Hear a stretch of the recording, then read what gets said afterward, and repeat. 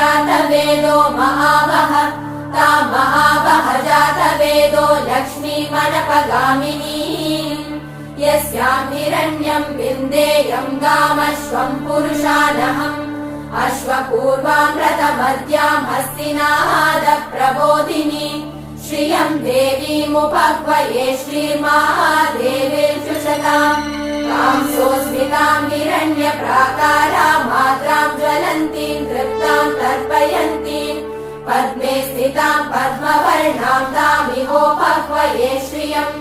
चन्द्रां प्रभासां यशसा ज्वलन्तीं श्रियं लोके देवजुष्टामुदारां तां पद्मिनीं शरणमहं प्रपद्ये लक्ष्मीर्मे नश्यतां त्वां वृणे आदित्यवर्णे तपसोऽधिजातो वनस्पतिस्तव वृक्षोत बिल्वः तस्य फलानि तपसानुदन्तु मायान्तरायाश्च बाह्या अलक्ष्मीः उपैतु मां देव सखकीर्तिश्च मणिना सह प्रादुर्भूतोऽस्मि राष्ट्रेऽस्मिन् कीर्तिवृद्धिं ददातु मे शुक्तिपासामलां ज्येष्ठामलक्ष्मीं नाशयाम्यहम् अभूतिमसमृद्धिं च सर्वान् निर्नुद मे गृहात् गन्धद्वारां तुरादर्शां नित्यपुष्टां करीषिणीम् ईश्वरीगुं सर्वभूतानां तामिहोपह्वये श्रियम् मनसः काममाकूतिं वाचः सत्यमशीमहि पशूनां रूपमन्नस्य मयि श्रीशयतां यशः कर्दमेन प्रजा भूता मयि सम्भव कर्दम श्रियं वासय मे कुले मातरं पद्ममालिनीम् आपसृजन्तु स्निग्धानि चिक्रीतवस मे गृहे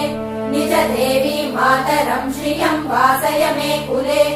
आर्द्रां पुष्करिणीं पुष्टिं पिङ्गलां पद्ममालिनीं चन्द्रां हिरण्मयीं लक्ष्मीं जातवेदो महावः आर्द्रां यक्करिणीं यष्टिं सुवर्णां हेममालिनीं सूर्यां हिरण्मयीं लक्ष्मीं जातवेदो महावः ता महावः जातवेदो लक्ष्मीमनपगामिनीं यस्यां हिरण्यं प्रभूतं गावो दास्योश्वान् विन्देयं पुरुषानहम् सर्वमङ्गलमाङ्गल्ये शिवे सर्वार्थसाधिके शरण्ये त्र्यम्बके देवि नारायणि नमोऽस्तुते नारायणि नमोऽस्तुते नारायणि नमोऽस्तुते ॐ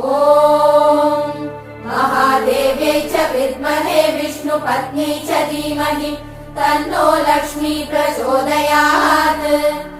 ॐ धनुर्धरायै विद्महे सर्वसिद्ध्यै च धीमहि तन्नो धरा प्रचोदयात्